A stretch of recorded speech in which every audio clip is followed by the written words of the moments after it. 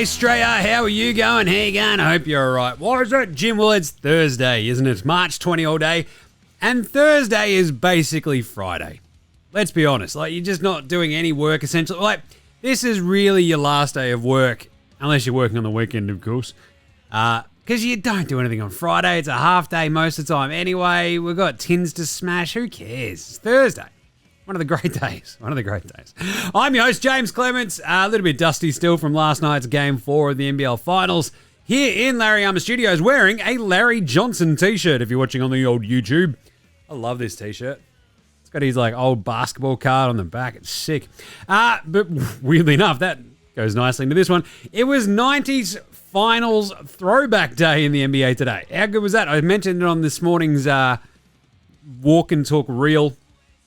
TikTok that you go up on the internet as a video. So that was fun. But most of all, that was fun. Those games were good. But the big story today, Houston keep on rolling and Cleveland are in trouble, question mark. Anyway, we've got a very quick game wraps. We've got That's Not a Knife, Old Mate, No Mate, Spud of the Night, Better Lonzo, Ball, some quick GNRs, a Kiwi, Korner, and a pick and preview for a pretty light on slate tomorrow. But we do have a special guest on tomorrow's show. So tomorrow is going to be an absolute treat. Just saying. So, without further ado, let's get into it. Episode 1229 of NBA Straya. Let's go!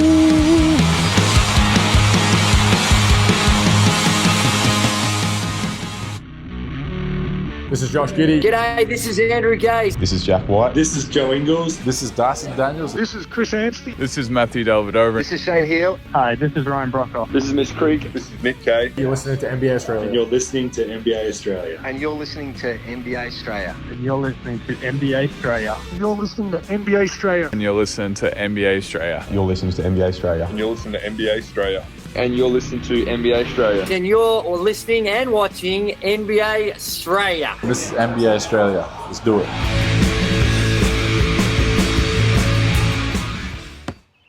Watch out for the shark attack. You better watch out for the no one's playing tonight attack. Jeez, we'll talk about that in a second. Anyway, the good thing was, let's start with today's whip around. Oh, is that a whip crack at the gym? Yes. Josh Giddey's back. That's nice. The Mop Top Mamba returned from his ankle injury. So, look, I mean, this is NBA Australia. I got a bit excited. It was just really cool to see him back out there. And to be honest, I don't know, you know me. I love uniforms. Oh, geez, Jim. Again, if you're on the YouTube, you can see the studio behind me. We have quite literally a wall full of jerseys. But more so than that, it's the uniform matchups that I love and what they can look like. And today I had some cracking ones. Like Rockets Magic is always a treat. Even like something weird like, I don't know, Sixers Thunder was kind of cool. Knicks Spurs is always good. But Bulls Suns is just kissing fingers emoji. Absolutely awesome. Anyway, Josh Giddey is back. We'll talk about him in the Australian Player Watch. The big one though, as I mentioned at the top, well, actually just then, you got to watch out for the attack of no one playing. So I think it was Tom Haberstroh did like a thing. He's like, hey, there's like 21 players out tonight who are injured or resting. 21 star players. And like, of which he means like they've been an all-star, an all-NBA or something like that, an all-NBA selection within the last few years. Anthony Davis, Kyrie Irving, Tyrese Halliburton, Andrew Wiggins, DeJounte Murray, Jalen Brunson, Diaz Fox there, Wembanyama, Joel Embiid, Paul George, Tyrese Maxey, SGA, J-Dub, Middleton, Markkanen, Garland. That sounds like a law firm. Middleton, Markkanen, and Garland. Nice. Or at least like a prog rock offshoot band. Zachy Cakes, Adam Levine, the Souvlaki King, Domantas Sabonis, of course, Nikola Jokic, LeBron James, Ja Morant, and of course, there's also on top of that Jamal Murray, Klay Thompson, Trent Murphy, etc. That's just a lot. It's just a lot, and it's pretty funny because we did talk about this on yesterday's show. Everyone wringing their hands, go, think of the children. What about the people who aren't playing? Resting's bad. Yeah, it is at this volume, but at the same time, Michael Malone was asked about this. He's like, dude, shut the hell up. Like, he's got an ankle thing. We're trying to get him through it. So, all right. So the Nuggets did get their heads kicked in by the Lakers, but still, chaos gear, insane. So let me know how you feel about the resting, a little bit of load management. A lot of those injuries are, season-ending sort of ones. But you sort of think about Middleton, SGA, I mean, Maxi, etc. Interesting ones, right? Let us know what you reckon. But speaking of which, in the good injury news, Anthony Davis is trying to come back. Like, they assigned him to the G League, so he go practice with the G League squad, which is pretty funny. And apparently there's people in the Mavs organization trying to talk him out of coming back. They're like, Anthony, we're cooked, mate. Don't worry, bro. It's cooked, mate. It's cooked. But apparently AD just wants to come back and play. It's like, sure. And of course, like, this all depends on what you think the Mavs should do. Like, are they happy to be the 10 seed and get into the play-in? They've now fallen out of the top 10 with today's brutal loss in 4 straight, and the Suns just getting over the Bulls today. I don't know. I'll talk about that in year nars, maybe. That sounds like a good plan. Let's do that. Either way, Anthony Davis coming back would be pretty funny. Right, let's do some game raps. Game raps from today. We always fly through these now, especially on a Thirsty Thursday. Gotta get to the Tins gym. Dallas, 131, Indy, 135. This game was absolutely chaos. This is a disaster for Dallas. They were up 4 with 30 seconds left. Got outscored 10-2 somehow in the final 36 seconds and lost by 4. I'm watching this going, what the hell is happening? This is insane. Nemhard's 3, they were down 2, puts them up 3. Suddenly, Dallas have to scramble, score, foul. Just, it got absolutely squirrely, and the Mavs are cooked. Indy looked completely out of it and disinterested for a big chunk of like the second half here, and then woke up, and Nemhard's 3 was absolutely awesome. Great win for Indy, because that vaults them back up into 4. They're 39 and 29 after that. And as mentioned, it's just a disaster for Dallas, because they're in the 11 seed all of a sudden. And Portland's only 2 games behind them. So maybe the Mavs are just like, hang on, maybe we will actually just tank. Like, I don't know if that's what you should be doing, Dallas, but here we are. They don't owe their 25 pick to anyone, so I guess keep it. Maybe tanking's the right idea? Question mark? Sure. Anyway, still, disaster of a game. Right, then we had Houston beat Orlando. So I mentioned the 90s finals revival day. Houston-Orlando was obviously, the 95 finals. That's Shaq versus Hakeem. Awesome finals. Orlando just got absolutely steamrolled, but it was closer than you remember. 116-108, Rockets withstood Balabankara, going big early. He finished with 31, wasn't enough. Great win for the Rockets. They've now won 8 on the trot. And Orlando, that's a tough one as well. They're now back in, they're still in 8. 1.5 games behind the Hawks in 7. Detroit basketball. How good was CADE Cunningham? Banks in the game winner down there in more like Cade County. Isn't that their big thing? Miami-Dade County. Shut up, nerds. Oh, Melbourne, Victoria. Brunswick. Shut up. Marybeck. Dade County. Rep my hood. Shut up, idiots. CADE Cunningham banks in a game-winning 3. It was fucking sick. 116-113. This is the longest losing streak of the Miami Heat tenure underneath Eric Spoelstra. That's 9 straight. They are in danger. They're basically now, because the Bulls lost, they're still tied with the Bulls 9-10. But it's a horrible sentence. You're in the 10 seed in the East. Like, what are you doing? Meanwhile, Detroit, big win. They're still in 6. They are tied games back, but just down on percentages against the Bucks in 5. So, not bad. New Orleans beat Minnesota. Oh, geez. Brutal loss for the Wolves. They could just never get going. It's like one of those things. I sort of was going to hit on this, but no Halliburton for Indiana today. And, like, they just play like, whenever anyone of their dudes is missing, they play like dog shit, right? And Minnesota, it feels like, Ant-Man does some things, Rudy does some shit. But if Naz Reid has a shit game, they lose. Like, it's just how it goes. So, New Orleans got a good, CJ game, a Zion game that was absolutely gnarly. And Minnesota, that's a bit of a disaster. They're now in the 8th spot. They've slipped below the Clippers on percentage. So, brutal one for them. They're 40-31. It's 11 games to turn it around as well. They've got, other teams have, a few games up their sleeves compared to that, too. So, bit of, for instance, the Clippers have only played 69 games, whereas the Wolves are 40-31. I can't believe the Wolves have lost 31 games. That is absurd, considering the thoughts we had on them going into the season. And New Orleans, whatever, they're still in the tankathon. They're eliminated 19-51. Philly got absolutely schmoker-rated by Oklahoma City 133-100. Who cares? Like, SJ didn't play a good game to take off. Q Grimes is still good, but whatever. OKC, 1 seed, 57-12. Philly just packing up, absolutely tanking. Off they go. Washington, Utah, same sort of thing. 128-112. Who cares? Like, this is two tanking teams losing against each other. Knicks, San Antonio, another 90s. 1999 NBA Finals. Remember that one?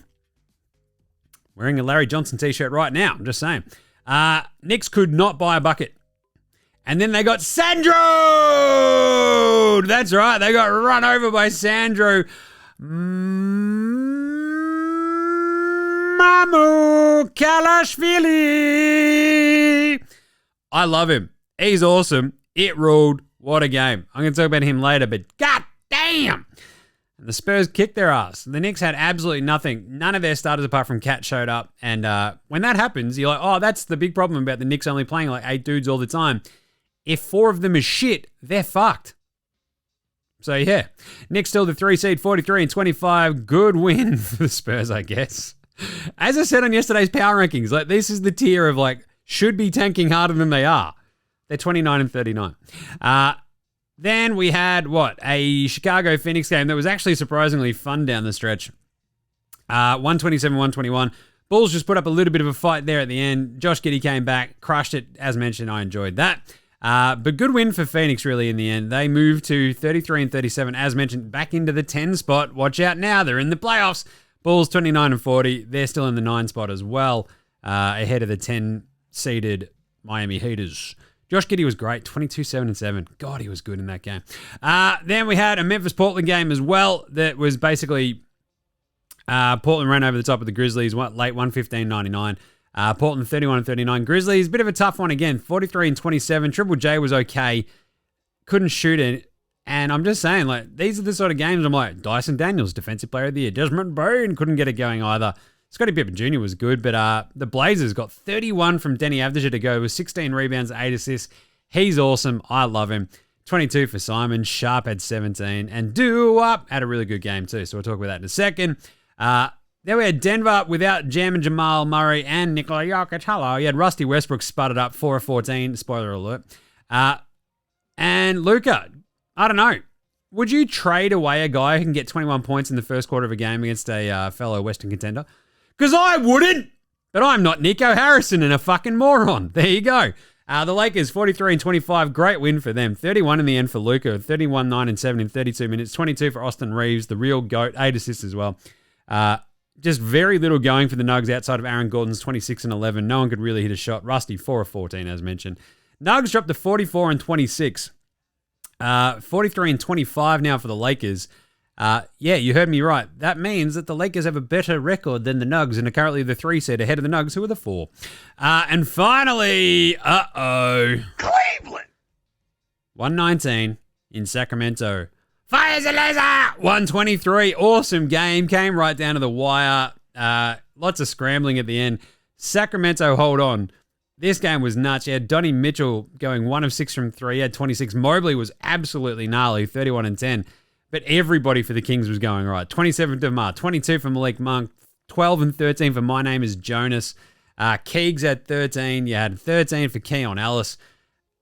That was a really feisty, awesome win. It was probably Devin Carter's best game as a pro as well. He had 16, 5, 3, and 3 steals. Good to see him shining. The worst hair in the NBA, Devin Carter. Mate, it's over. Give it up. Just saying. Kings, 35-33. Big win for them. Cavs, they've lost 3 on the trot and they're 56-13. Let's do an NBA Straya approved performance of the night. That's not a knife. That's a knife. So I didn't really mention it. He gets an honorable mention. Really good game for Devin Booker against the Bulls. He rips off a very sick 41 points and 7 assists. 7 of 7 at the line, 6 of 12 from downtown, 26 and 8 from KD. But Booker led the way. You had that awesome, as I mentioned, like 21 points from Luka in the first quarter. Literally just buried the Nuggets dead. 46 and 29 in the first quarter. 21 points from Luka. Finishes with 31-9 and 7. Did have 6 turnovers, but I mean, he was just hitting shots and it was just sick to watch. So good job by him. But of course, Cade bloody Cunningham, 25, 12, and 11. That's not a knife, he says, to the game being tied up by the Heat. He goes, that's a fucking knife. Check this out. Here's a triple-double in your head and a banked-in game-winning 3. There is few things better than that. It was sick. And you want old mate, no mates. I'll talk about him in a second. Cade Cunningham. Got to show him some more respect. I'm just saying. And another little bit of a weird one. Luka has a 25-point half once every 9 games statistically, which is absolutely fucking nuts. So he's done that for the 50th time in his career. 50 times throughout the 438 games he's played. So once every 8.76 games, he scores 25 points and a half. Geez, I think you should maybe trade that guy away. He might not be any good. Hey, Nico, you fucking idiot. Anyway, let's do a bit of a spud of the night. Spud, spud, spud, spud, spud, spud, spud, spud, spud, spud, spud, spud, it is spud of the night. Spud of the night. Had plenty of spuds. What do we have? Knicks starters not named Karl Anthony Towns went 15 of 46 from the field combined. 15 of 46! I'm no math magician, but that's fucked.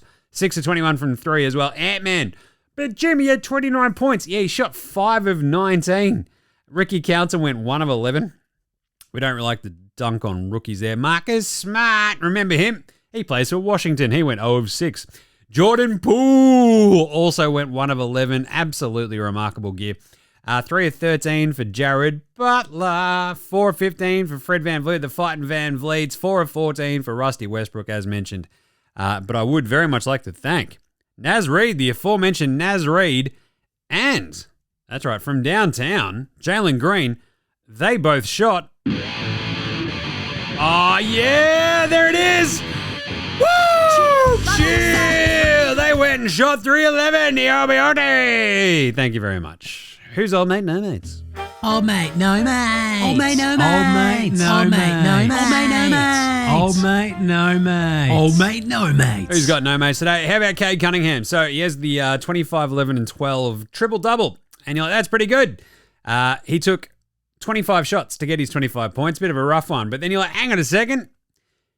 So you're telling me you took 25 shots. Geez, Jim, that's a bit rough. It's not very efficient. You got 0 free throw attempts on 25 attempted field goals, which is fucking stupid and almost impossible. The amazing part is this is now his 13th game in his career with 20-plus field goal attempts and 0 free throw attempts. And Cade Cunningham isn't the dude just going, well, I'm Steph Curry. I just launch it from 3 all the time. 18 3 attempt. No. He's driving, he's doing shit, he's getting the mid-range. So 13 games in his career with 20-plus field goal attempts and 0 free throw. 20-plus field goal attempts and 0 free throws, right?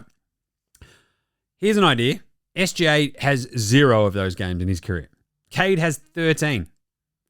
Luka and Harden have 1. Chris Paul has 5 ever. Steph Curry's got 23, but that's, because he's shooting a lot of threes. LeBron's got 7 20-plus field goal attempts and 0 free throw attempts in his career. 7! He's been playing for 40 fucking years! Michael Jordan had 14 games as well. Cade's got 13 already. Put some respect on our man Cade's name, MF and refs. Also, old mate, no mates, Kevin Durant, just a nice little reminder of how much of a nerd he is.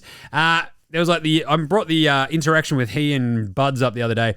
I don't say, Coach, we've got to do this. It's his team. I'm there to be of assistance. If he need me to do anything, if I've got some suggestion of what may happen, I'm asking him. I'm not telling him what to do.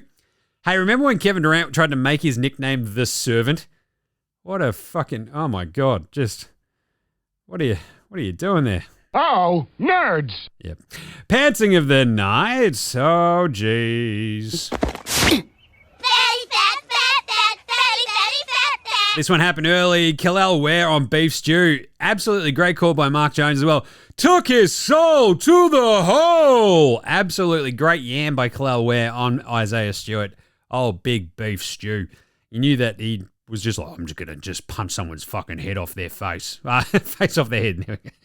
Whoops, upside down. Turn around. Face off their head, says Beef Stew. Who was better than Bronny James today? Lonzo was the best player in high school. He was the best player in college. You think he'll get to the pros and be like, I made it to the pros, now I can be average. Coming for everybody, Sandro Mamukalishvili. He was so good today for the Spurs as they kicked the crap out of the Knicks. Flavor Flav crashed his post-game interview. Yeah, boy! He had 34 points, Sandro.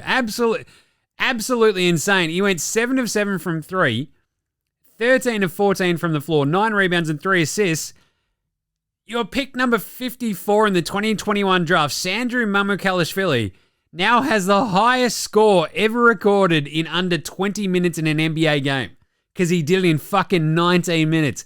That is awesome. Sandro!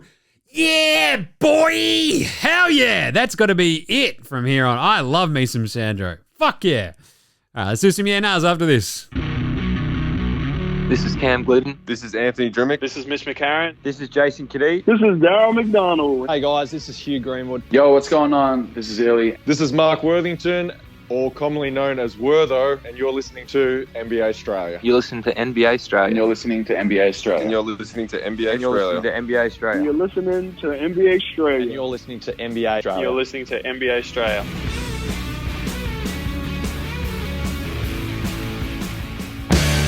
All right, let's do some yeah-nahs. Got some good ones today. Should Anthony Davis come back? Yeah, nah. Nah. Like, I appreciate his warrior mentality here of like, nah, man, I just want to hoop and play and like help my team. We've got no dudes left standing. By the same token, the best outcome here for Dallas, which denuded itself of, I don't know, a generational fucking superstar because Nico Harrison is a dumb piece of fucking idiotic shit, is probably getting another draft pick and just rolling the fucking lottery balls here and just hoping for the best, right? The problem is they've got like already, they're 33 and 37. You missed the playoffs, like, cool. Do you let the Blazers and the Spurs try to jump you for the Mavs and you don't want AD to come back? Probably. Like, you're 3 games clear of San Antonio. It's probably within your interest to actually just go, fucking, let's actually extend this 4-game losing streak to a 16-game losing streak and not win a game the rest of the way. Yeah, that's loser mentality, but that entire franchise is fucked if they don't get a half-decent pick this year, right? Oh, we're in a win-now mentality. Kyrie goes down, Anthony Davis is hurt, Caleb Martin's a fucking just like a mummified version of Caleb Martin. They've got no dudes. You're fucked, mate. Pack it up. Just saying. It's a sad situation there. Draymond, he wants to be Defensive Player of the Year. Can he go get fucked? Yeah, nah. Yes, go get fucked, Draymond. Hey, man, 1,000,000 times out of 1,000,000, I think I should win this award. Bullshit, you old-ass fucking yelling dipshit. Shut the fuck up. It's Dyson Daniels' award. The Warriors have been really good. They've also got other good defenders. Atlanta does not. Poor fucking Dyson is out there carrying, like, all the fucking load. Give me some Dyson Daniels. Look, Draymond's been good all year. Don't worry about that. But now he's got Jimmy Butler. You'll see, like, a big fucking spotlight shone back on the Warriors. And he might actually have a chance to go top 3, but it fucking shits me up the wall because between he, Jaren Jackson Jr., Evan Mobley, Dyson Daniels as a guard should win Defensive Player of the Year. It's a harder fucking ask. Just because you're blocking shots. Like, this goes back to what I was saying yesterday about the fucking death cult of like steals and deflections aren't good defense. All those fucking nerds. It's like, oh, what do you reckon's better? Letting the other team attempt a shot or forcing a fucking turnover and negating an entire possession? I think the second one, you fucking idiots. Oh, the gambling. Just watch Dyson play basketball. That's all I ask. Speaking of which, how about Cleveland? Is this the swoon, or are they actually legitimately maybe not as good as we thought? Yeah, nah. Yeah, this is just the swoon, I think. It happens. You're on a road trip as well. You go out west. Way out west. You've had, as I said on yesterday's show, right? You've got a 16-game winning streak. You lose a fucking weird, shitty heartbreak at Orlando where the offense just falls apart at the worst possible time down the stretch. Yesterday's game was a bit fucky. It goes a bit sideways for you. And then today, the exact same sort of thing happens. And you're like, yeah. I did say on yesterday's show, I did tip, I think, Cleveland in the end, maybe. I think I tipped Cleveland to win in a really close one. We had Sacramento at the line, I think. So the thing is, you look at that and go, yeah, it's always going to be close. It's going to be a close run thing. They will get themselves out of this. They don't have Darius Garland in these games. Like, they'll be fine. And you'll hear the dumbest people who go, this is why I trust Cleveland. It's like, shut up, idiots. Shut up. Speaking of which, though, Houston legit. Yeah, I mean, 8-game winning streak. They are fucking steamrolling teams. But my favorite thing is, I think I said this the other day, they're beating the teams they have to. They're not doing the dumb shit like the Wolves or the Grizzlies are. So their 8-game win streak is coming against the Pelicans twice, the Magic twice, the Suns, the Mavs, the Bulls, and the Sixers. So it's not exactly a murderer's row. And now they go to the Heat. But you've got to beat the teams in front of you. Like, this is like, to put yourself in this situation, it means that they've already played a bunch of fucking hard teams, right? And for their record to be as good as it is already means that they've done a bunch of the hard yards, put in the hard yakka, and they're reaping some of the rewards now. We're a bit of a soft part of their schedule. So, I don't know. It's probably, what it screams to me is it's a really good get-right spot for Houston, right? Just to keep rolling over the top of teams like this. To do that against the Magic today on the road was actually pretty bloody good. Like, withstanding your Paolo Banchero explosion. Good job by them, I thought. I love this Houston team. They're just fun. They're just kind of neat. They need to play Jock more, though. He copped another did not play. We'll talk about that in a second. Unpopular opinion of the day. Now look at me, please. Look at me. Look at me. Look at me. The flip side of that is the Wolves. I just, like, when everything hinges on whether or not Naz Reid has had a good game, I don't like Anthony Edwards, I mean, going to the line 1 million times, but shooting 5 of 19, yeah, you're going to lose. But you shouldn't, playing the Pelicans. You should be better than that. It's hard to take them, like, serious as a contender. And you sort of look at the rest of the West standings, the only team that would be a bit fucking, oh shit, we're going to play them, is probably Denver. And that's based on last year, right? So, I don't know. The Wolves, I'm just a bit worried. After a really good run, where they just did not lose with Julius Randle in their team, now it's suddenly they're getting fucking booed at home because they can't fucking win a game there. It's crazy. And finally, a bit of Outback Takehouse. It's Thursday at Outback, and you know what that means? Oh yeah, 2 for 1 bloomin' onions. That's right, no prick in Australia knows what the fuck these things are. What is it, some sort of onion that looks like a flower? What are you Yanks on about? Gee willikers, I'll tell you. You gotta pull your heads in. No, you know, righteous actual Aussie whatever. Fucking know what the fuck you're talking about, let alone eat one. Bloody hell. And it's only at Outback. 2 for 1 bloomin' onions. And today's flame grilled take is, we've said this before, but today proves it even more. CADE Cunningham should be a top 5 MVP candidate. I do not fucking care that Jason Tatum or Donnie Mitchell are really good. So are their fucking teams. You take CADE Cunningham away from Detroit and they are the worst team in the NBA. Only at Outback. And this sort of comes down to what I was talking about the other day with Dave Brown's really good question about, like, what is MVP? And we sort of talked about this on yesterday's show, right? The SGA versus Jokic stat about when the on-off numbers and, like, you know, how good that team is without the super-duper star. And, yeah, this SGA is probably going to win the MVP. I am pretty firmly on the side that Jokic probably should just win them because he's the best player. And if you take him away from Denver, we saw them just get their heads kicked in by the Nuggets.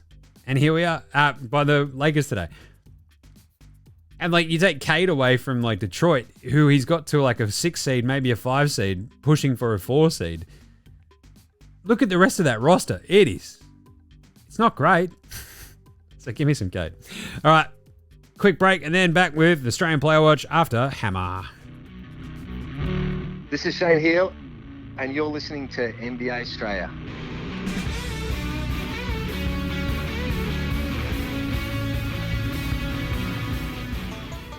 Speaking of Hammer, it was good of him to jump off the top rope and stick the boot in last night. I was at the NBL, obviously. Really good game. When I say really good, I mean horrible.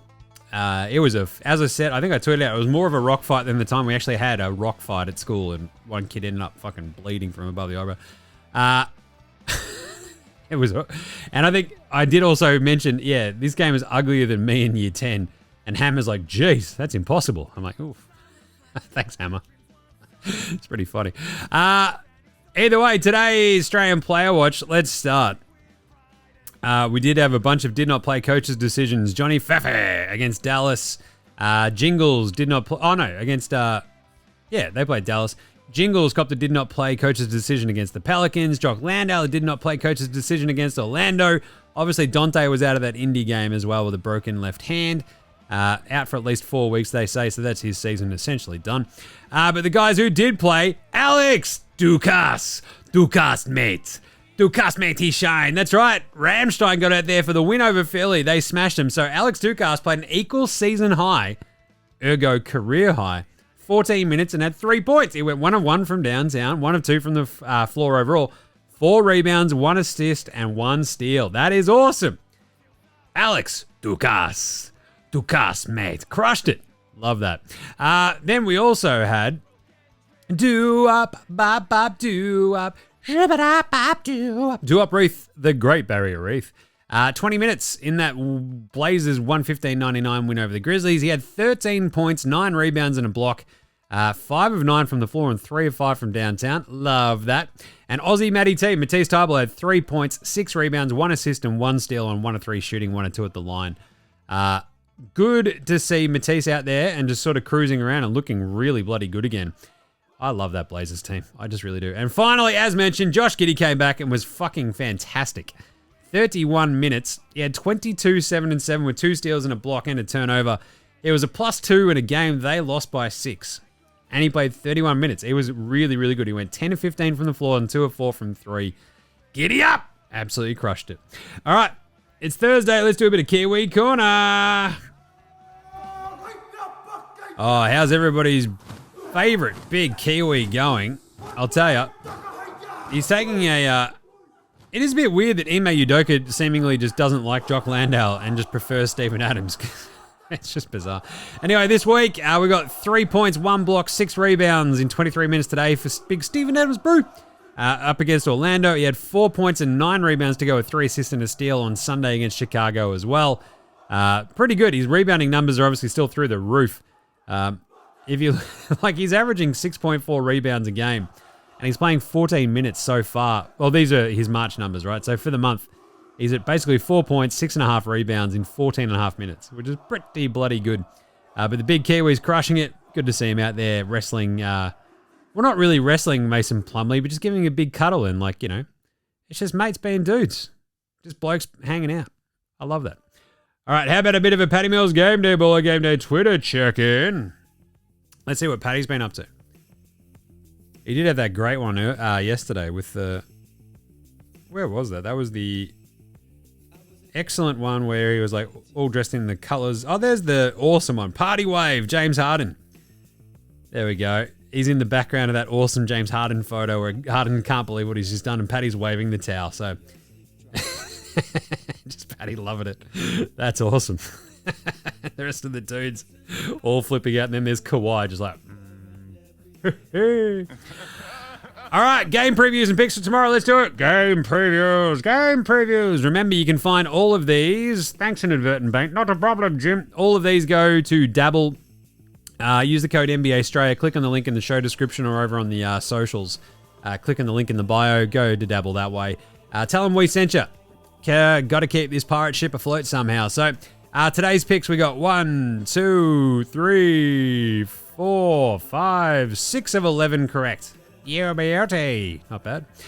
We've only got 5 games tomorrow as well. We've got Knicks at Charlotte.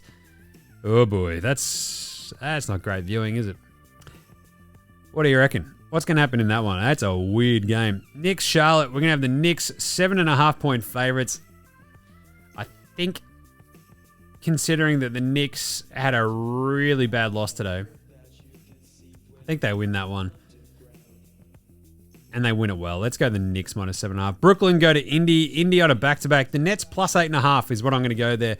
The Nets just play tough. I mean, we've seen them cover 2 massive lines against Boston in the last week. Their dudes just go hammer and tongs. In Indy rested Tyrese Halliburton today. Maybe he plays tomorrow, but I'm going to take the Nets plus 8.5 just to keep that one close and a bit of a shootout. They shut down Cam Thomas, but I think there's just enough, there's just weird depth on that team where it's just I'll I'm young. I don't care. I'm going to score. So we'll go the Nets plus 8.5. Bulls, Kings. Hey, you know what this means if you've been listening to NBA Straya for a while? That's the John Salmon Bowl. Hell yeah. No, that's not some sort of salad that you get from some fancy type of salad restaurant. No, the John Salmon Bowl. The John Salmon Bowl is because he got traded there and it's like, this is the last piece, and then it never went anywhere. The Kings are 6.5-point favorites against the Bulls. Look, the Bulls on a road back-to-back, it gets very, very tough versus a Kings team that's at the home back-to-back and had a really hard-fought win against Cleveland. It feels like this is the Kings' really good chance to get up and about, and you've got Levine and DeMar against their old team. I think I'm going to take the Kings. I don't really like that one that much. I wish that was a little bit lower, like a 4.5-point line, but I like the Kings to probably win that one. 6.5 is a little bit squirrely. Like the Bulls can sort of light it up, but they can also get blown out. So let's go the Kings minus 6.5. Then we've got Toronto at Golden State. Oh, jeez, that is a rough one. 14.5-point line though. The Toronto Raptors are like, hey, boys, we're tanking. Did you know that? And then they're like, check out this one. We're gonna like lose by, what was it? Was it 30? It was 40 yesterday, wasn't it, to the Suns? 129-89. Oh, God, that's so many points. I think the Warriors should have their number there. We'll go minus 14.5 there. And then finally, Milwaukee against the Lakers. The Lakers. The Bucks, obviously, having played the Clippers. Oh, no. Who'd they play the other day? The Bucks went and lost to the Warriors by 11 yesterday and lost to the Thunder the day before. I think they've got to win this one. Doc Rivers will be up and about. Lakers on a back-to-back. I will take Giannis and the Bucks. What are they? Are they favorites? Oh, they're 3.5-point favorites. I don't know about that one, but I'll take the Bucks. And there you go. Good one. Me. That's it for today. We'll be back on deck tomorrow. As I mentioned, we've got a special guest. Taped that interview. It was awesome. So we'll probably just do a big weekend preview because those games are pretty on the nose. But yeah, so most of tomorrow's show will be that interview for your weekend. So some nice weekend listening. It's a really good chat. You're all going to love it. We might do a little bit of NBL chatter as well. Either way, Bucks Lakers is the really fun game tomorrow. So we'll wrap that all up for you either way. In the meantime, make sure you're following NBA Straya on Twitter, Facey, IG, TikTok, YouTube, all the good stuff. Get in the comments, give it a rate, give it a review, all that good stuff as well on your Apple Podcast, your Spotify, YouTube, whatever app you're using, the Android phone. Leave a comment, rate, review, star it, all that good stuff. I don't ask for much. That is all I'm asking for. Get around NFL Straya as well. Gaz and I are going to be taping a off-season show very, very soon. Big thanks always go to From Oslo for the intro and outro song. Check out House Hats, Joshua De Laurentiis, Fascinated Gold Mines, Ramshackle Army, Iowa Sex Jedi, Green, and Dozers there behind all the tunes you hear on this show as well. Chuck them a follow, listen, download, whatever on Apple Music, Spotify, Bandcamp. NBA Straya supports Australian bands, so should you. And that's it. We'll catch you tomorrow, you dickheads. This is NBA Straya saying, jeez. Game 5 of the NBL Finals. How brutal was that game 4? It was tough. How good is Dave O'Hickey? Anyway, this is NBA Straya saying, look after yourselves, would you? And later, hoes.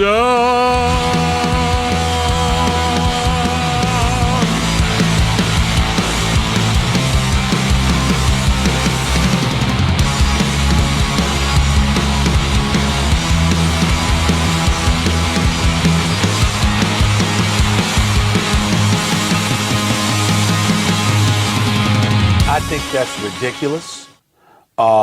It's hard to get into why because I'm trying to explain. I'm trying to be respectful.